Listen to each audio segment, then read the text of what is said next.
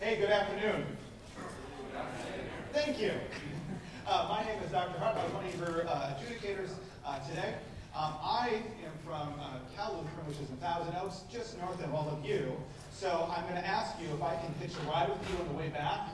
Fountain Valley, is that okay? All right. Just don't talk. I'm kidding.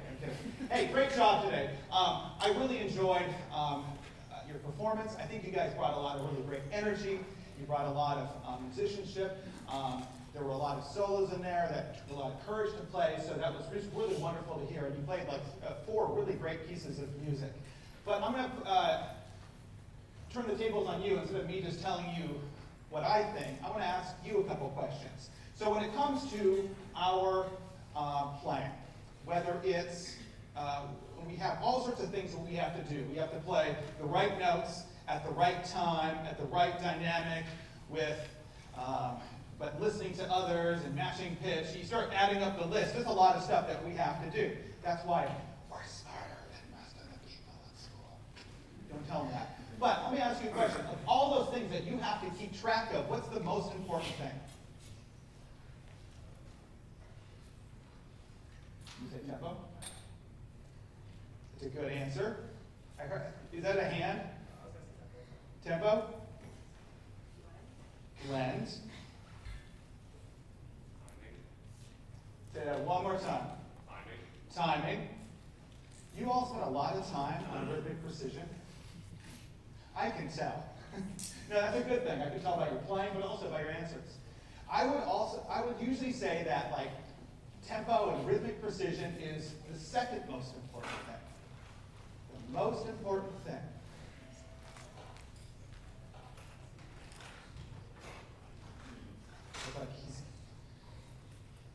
I was like, are you in the police department? Starts with the letter T. You say tone. If I had a $20 bill, I'd give it to you right now, but I don't. Sorry. But yes, you win for the day. Yeah, it's our tone. And how we produce a good tone is usually 2 things. One is our breath support. I think you do a really nice job with breath support. There's a lot of air moving through. The other one is our embouchure, right? And everyone's a little bit different. Brass producing, sound different than the clarinets, so on and so forth. That's why you learn all these things in school. But also, when it comes to tone, do you think you should have a bright sound, or do you think you should have a rich, resonant sound?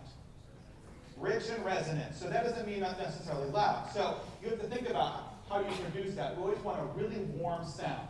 The moment you start getting bright, you want to make sure to go, whoa, whoa, whoa. Let me dial that back a little bit. Percussion. How do we produce a good sound, a good tone?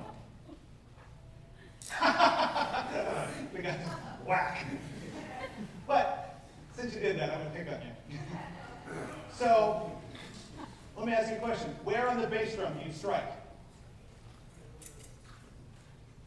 You never want to put it in the center, or you don't want to put it way on the edge, kind of about halfway between. And same thing with like snare drum and mallets too. You don't hit the mallet on the edge. Why?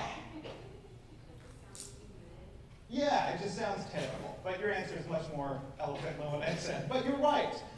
So percussion too, even when you're playing, make sure you play with good sound. So what I want you to do is I want to take out the Andrew Boyson piece, the song for Lindsay.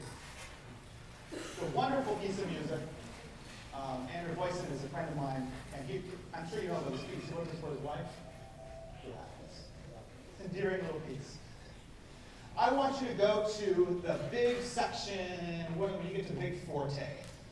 And by the way, to the horn soloists and the flute soloists, piano soloists, great job. And the other, I mentioned that in comments, same thing. And there's another piece that you play that had like an alto sax and trumpet soloist. So, soloing takes courage. So thank you for doing that today.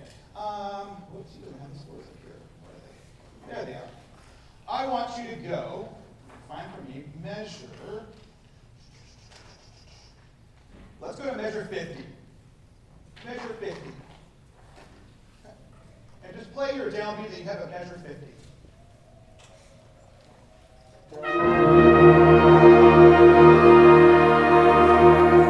What I want you to do is I want you to think again and produce the most beautiful, rich, warm sound that you can produce.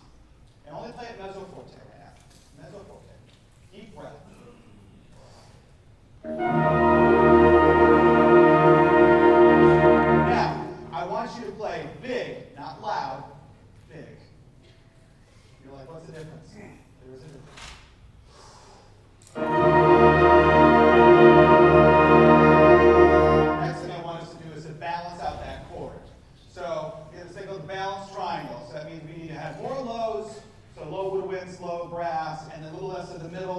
less of the uppers. So what we're going to do is I'm going to hold my hand like a balanced triangle. When I flip it upside down, I want you to have tons of highs, almost no lows. Okay? Let's try that.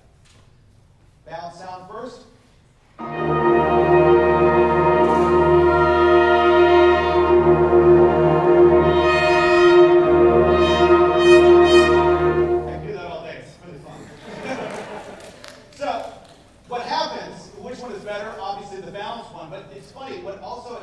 The other thing it does is it helps our intonation when we have that balanced sound too.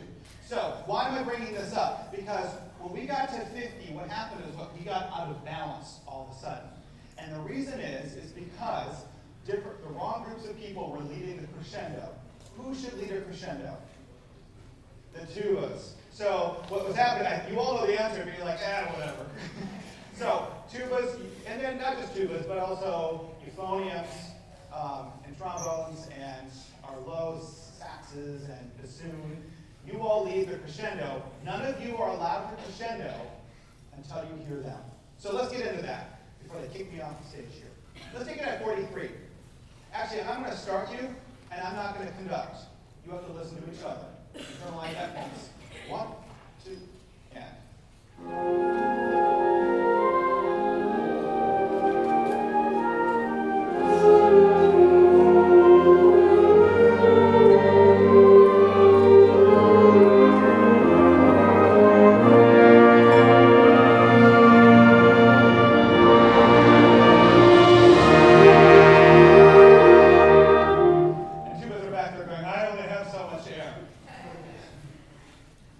I'm a tuba player, so you're not going to get any sympathy from me. You got to take in more air. So that was a much more sort of balanced, warm sound. So you guys want to make sure that you're listening for them back there. One last thing. What I would like you to do is back up on this piece. Oh no. Okay. One final thing. I'm going to make my comment, and there's kicking me off the stage. When a piece like this, make sure that you're playing rhythmically. We don't think about that with lyrical works, but just make sure that you're subdividing because everything just has to line up perfectly. But again, I think you did a really nice job, very expressive performance overall. Great job to all of you, including percussion. I made some comments back there. I heard you and I heard what you were doing too. So great job. I hope you have a great time when you're here in San Francisco.